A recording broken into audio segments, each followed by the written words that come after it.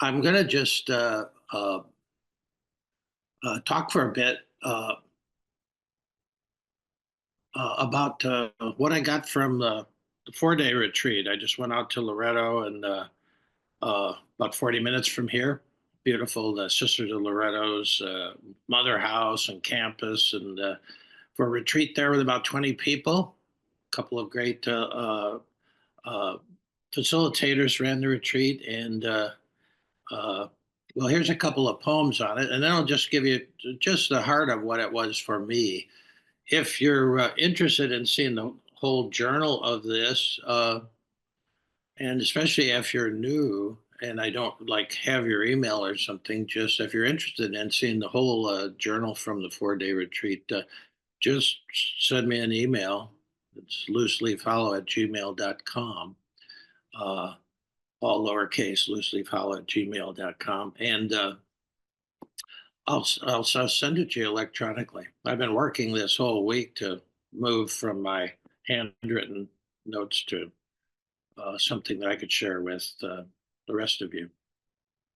Well, first, I'm just going to share a couple of poems and then just a part of it today with our time, but just to give you a little bit of the flavor and also some of the terrific grace that I felt. This retreat was surprising from the fact that it was shorter than the normal retreat, 4 days instead of 7 days. But it really didn't matter. The time didn't matter. It was really a great retreat. Well, here's a little invocation by Hafez that it's good to hear anytime. Hafez said, he said, "You've been invited to meet the friend, capital F. You've been invited to meet the friend. No one can resist a divine invitation. So that narrows down all your choices to just two. You can come to God, dress for dancing, or be carried on a stretcher to God's ward." I love that because it narrows it down. You can come to God dressed for dancing or be carried on a stretcher to God's ward. Uh, you know, uh, you you've come dressed for dancing. You showed up here, and we're going to do this dance here. So thanks. A poem that I wrote after the first night. The first night is we're 20 of us. We were all there, and we all sort of went one by one, said who we were, where we were from, and uh, why we were there, why we were doing this thing, leaving our loved ones and our comfy beds and whatnot, and coming to a different place. Why are we doing that? Well, when it came to me, really, this was the essence of what I said. And I called this is a little poem, 10 words, but it is sort of the essence of what I said. I have no idea, and only a sacred word. We, Vivian knows that word, we, French for yes. I have no idea. And that's what I told the folks. I said, look, I have no idea. Uh, and I said, that's progress for a guy like me. I have no idea, and only a sacred word. In centering prayer, you have a sacred word to help pull you out of the ideal realm, out beyond the ideas, as Rumi says. So when you're caught up in the realm of in the head of the left brain and thinking about whatever, thinking about why I'm not seeing God or whatever you're thinking about, uh, uh, then you can bring yourself down really to the heart.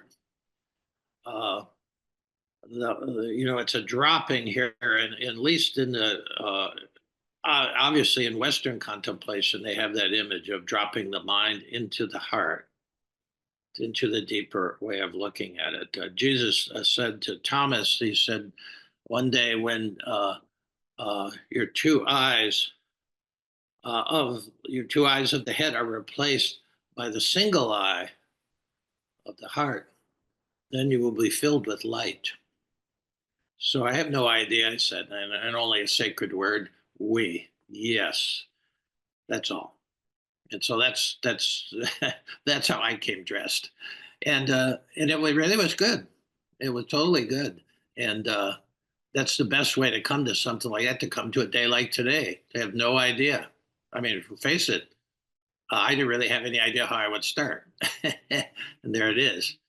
Now, I had the one word "we," and then I ended up with about 1,000 words that actually made the computer cut that I'll be sending out to you if you're interested. But I'm just going to read a few.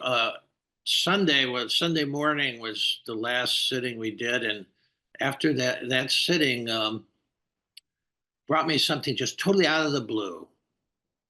Uh, and so I'll read you that. On Sunday morning, during our morning sitting, I remembered working for a couple of years with a young girl from Nashville who had such severe panic attacks that she was heavily sedated most of the time with multiple drugs, the main one being Zoloft. I got her to practice meditation every day and sit with the anxiety and get curious about it. Look into it deeply, I told her. Uh, I was working, giving a journal retreat when I met her there. It was at, forgetting the place in Nashville, but it was a former seminary. And so I met her, and she actually sort of ran out of one of the sessions. And so I caught up with her, and she was just having a panic attack during the session. And, I said, well, we talked. I got to know her during that weekend. And then I said, yeah, I'll work with you. And so I basically got her to practice meditation every day for a start. And I said, sit with the anxiety and get curious about it, look into it deeply. Uh, she realized, and I mean, that word is sometimes, we don't really understand what realization means, but it became real to her. It was like a felt experience. She realized after some time what the main cause of her anxiety was. And she wrote me, she said, it's the thought that things come and go, come and go, come and go. I remember that sentence. The thought that things come and go, come and go, come and go, which they certainly do. But that was the main cause of her anxiety. Her meditation practice helped her discover her center. This is, there's many words for this in all the meditational realms and the different languages, Sanskrit, and all the different languages, Arabic. There's many different languages for the center.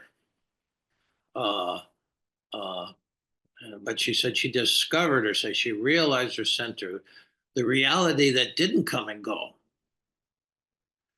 Her true nature, that's another word for it, the center. Her true nature was what didn't come and go.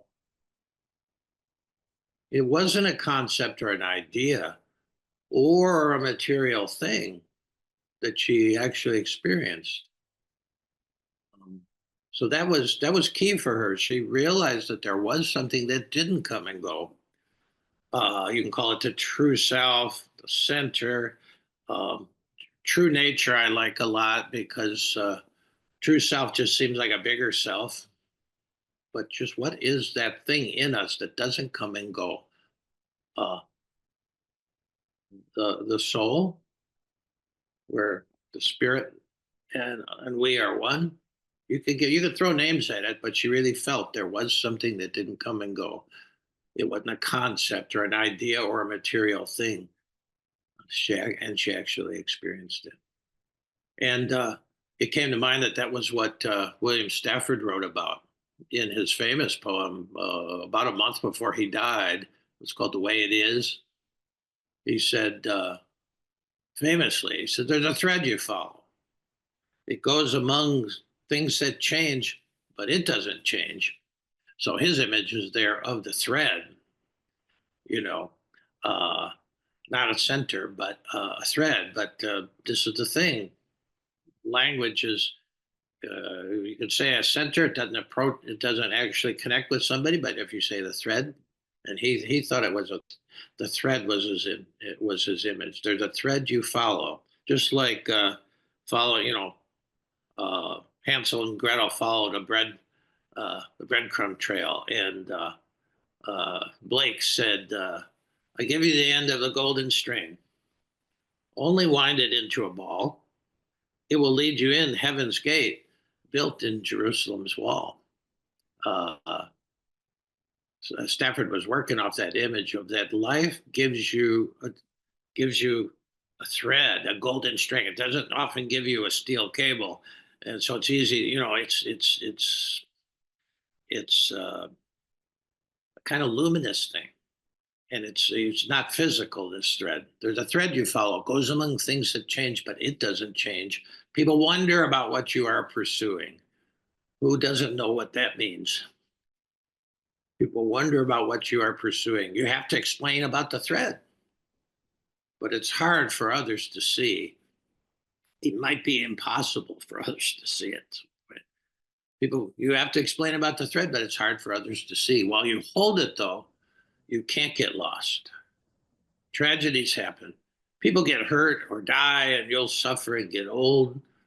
Nothing you do can stop time's unfolding. You don't ever let go of the thread. That's called the way it is. Nothing you do can stop time's unfolding. True line there. This is just such truth that he's talking about here. You don't ever let go of the thread. So whether it's the thread, the center, there's something that goes among things that change, but it doesn't change. And that is not out there. You won't find it on Amazon. You have to realize it. You have to discover it because it's in you. You know, and that's actually the reason for the Buddha understood that. That's why he said, well, why are people suffering? And there was no new thing on this planet. Because when you live in the field of time, things come and go, people die, you suffer and get old. Nothing you do can stop time's unfolding. That's the field of time. And the field of time is a field of sorrow. See? And so how do you deal with that? Well, some of us in this country now are in a field of not just sorrow, but freak out. How do you deal with that? Well, this is a poem that came during the week. It's called Dance Classes. Remember, come prepared for dancing, come dressed for dancing. And it's a short poem.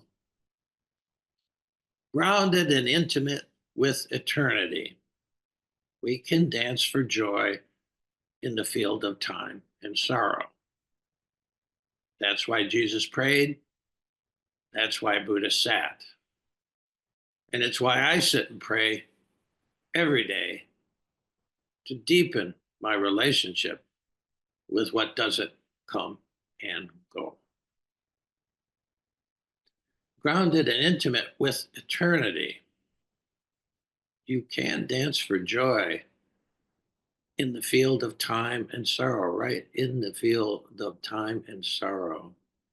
Jesus says you need to be in the world, but not of it. And you can do that if you're grounded and intimate with eternity. Now, eternity is beyond time and space. It's not later, however.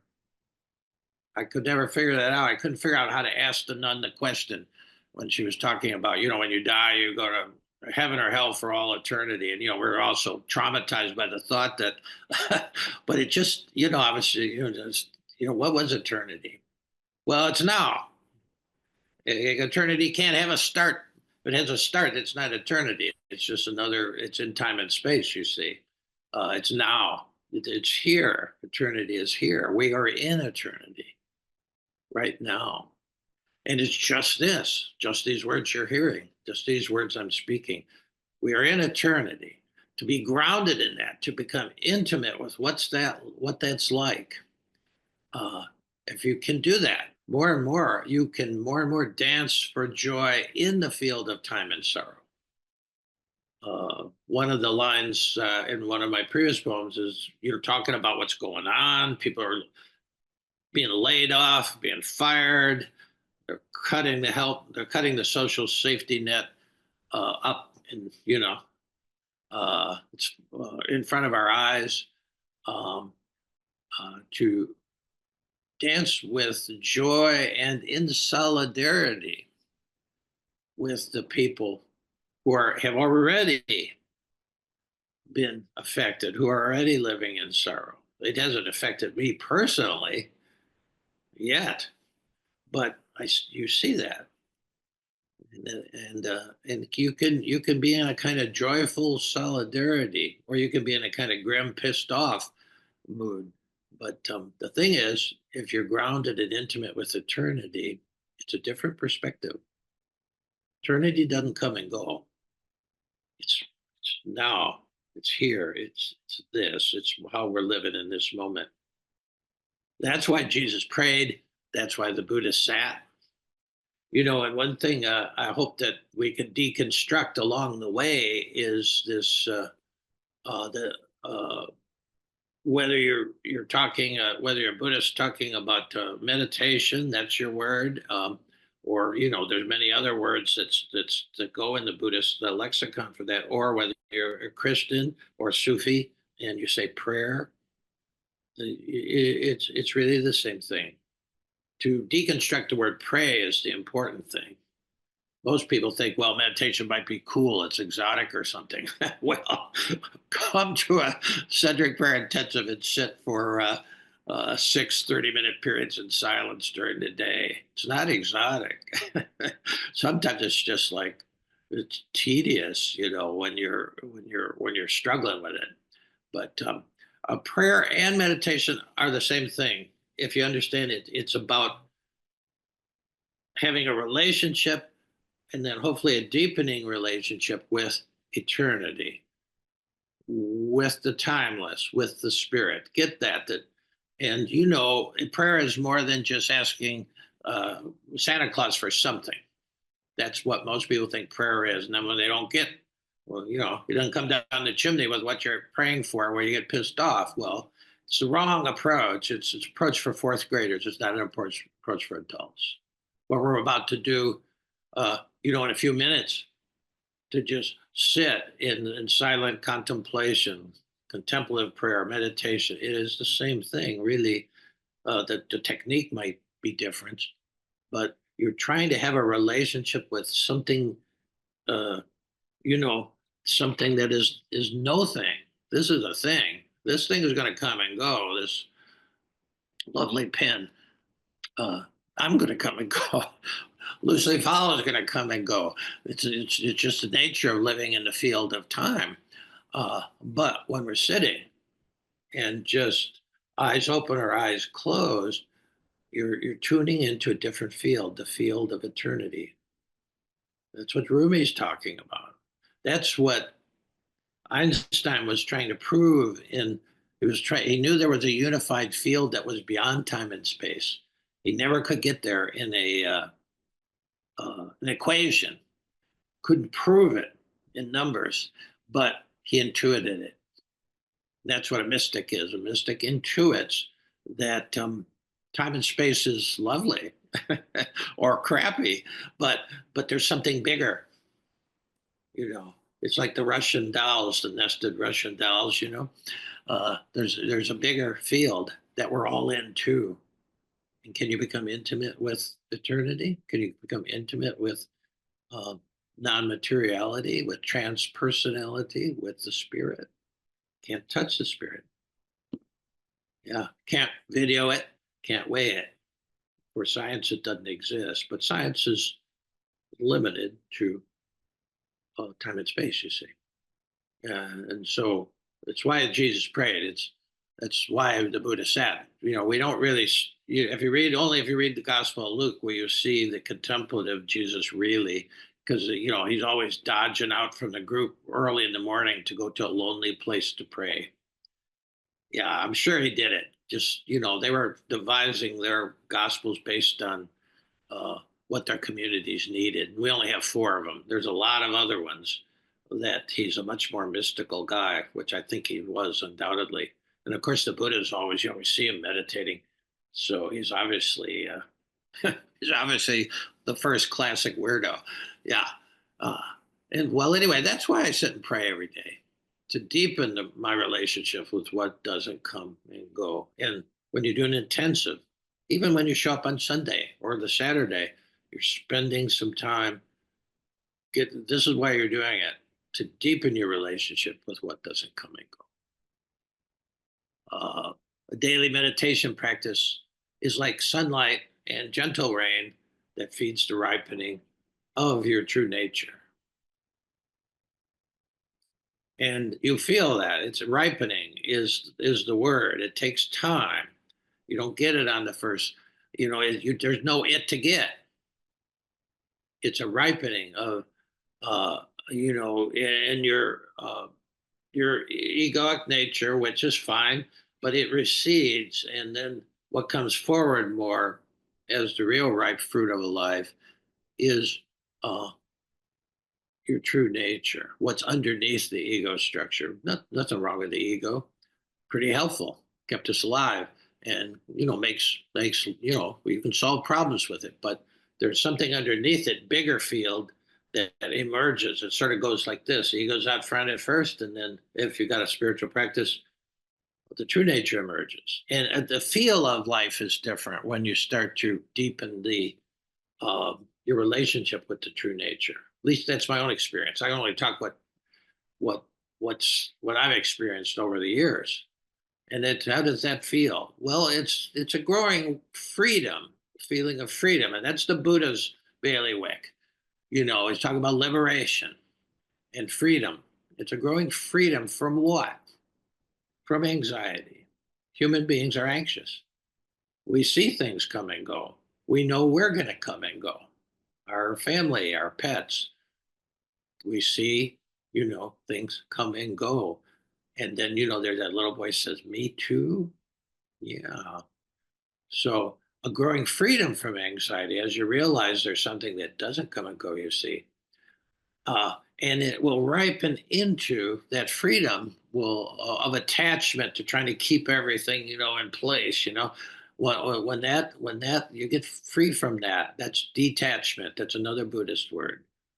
So you detach from the things coming and going. In meditation, thoughts are coming and going. Sensations are coming and going. It's fine. It's what the wheel of, that's what the field of time is about. That's fine. So freedom from that anxiety ripens into a growing capacity for the fullness of love. And not just on the cushion or not just at a great retreat like a peak moment, a growing capacity for the fullness of love to receive love and give love in your ordinary everyday life. And that's a beautiful thing. Some of us have a hard time receiving love or even believing that love exists based on our experience. But maybe it's easier for us to give love to other people. But that's what the freedom from anxieties ripens into a growing capacity. So, and it's growing in both sense, a growing freedom, a growing capacity for the fullness of love in your ordinary, everyday life. Just in ordinary, everyday field of time. You feel more of the fullness of love and the freedom for anxiety. That's not too bad. That's what I've experienced over the time. It's been a long time that I've been doing this, but that's what it feels like. So anyway, I think that's good enough for now, just to give you an idea of why we would do what we're going to do next, which is just to sit in contemplative prayer and meditation. So thanks, Jill.